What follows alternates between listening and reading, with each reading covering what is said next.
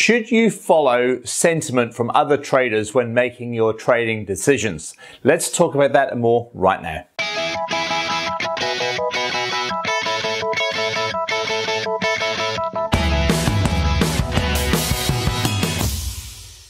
Hey traders, it's Andrew Mitchem here from the Forex Trading Coach with video and podcast number 306.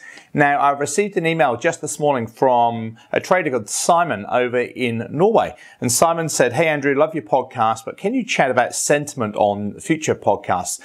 Should we be following traders or should we go against them? So, Simon, it's a really interesting question because sentiment is quite difficult to measure in the Forex market. It depends where you get your information from. Are you looking at different websites? Are you looking at something like Reuters possibly? Are you looking at something like Forex Factory or FX Street? They all show where traders are long or short on different currencies and where people are placing their positions right now. The problem is they can only show the data that they can measure. So it's not uniform, it's not the same depending on where you get that data source from. And when you think about it, in the Forex market, it's very difficult to measure, a little bit like volume. Go and have a look at the volume indicator on, say, your broker's platform and then open up a different broker. The volume levels that you see are vastly different, and I suppose it depends on where the broker gets their data from. Is it just from their traders? Is it from their entire price feed? Where does it come from? And sentiment, very, very similar, can be the same issue. So if you're simply just following other people, or you think I'm just going to do the opposite because 95% of traders all lose, then it becomes quite dangerous in some ways. And although I like the idea, Simon, and I like what you're saying, I think there's a better way to do a similar type of thing. And that's the way that I trade, which is why I use price action. And you see, I'm looking at price action to give me an idea of where the big players in the market are moving the market, where they're placing their orders. And that's why I also look at round numbers, like ending in numbers, price levels ending in 0, 0 or 50, because they're strong psychological levels.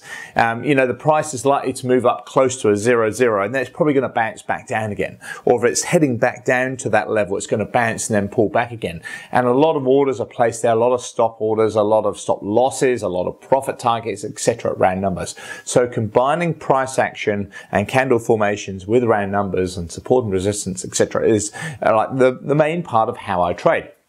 But coming back to the sentiment question, if we were to say trade against the traders, the vast majority, that's kind of like I'm used as a reversal pattern. And just last week on last week's video and podcast, I said, should you trade reversals or only continuations?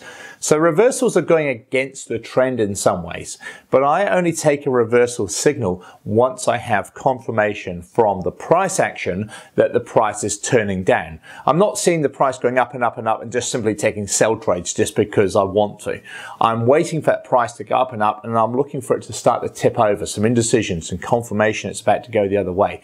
So Simon, with to answer your question, with the sentiment of trading against traders, yes, you can do that. Reversal patterns are very, very nice. They look really good, slightly higher risk, but they are good. But personally, I would still want some form of confirmation to say, hey, this uptrend's finished and now it's heading back down again.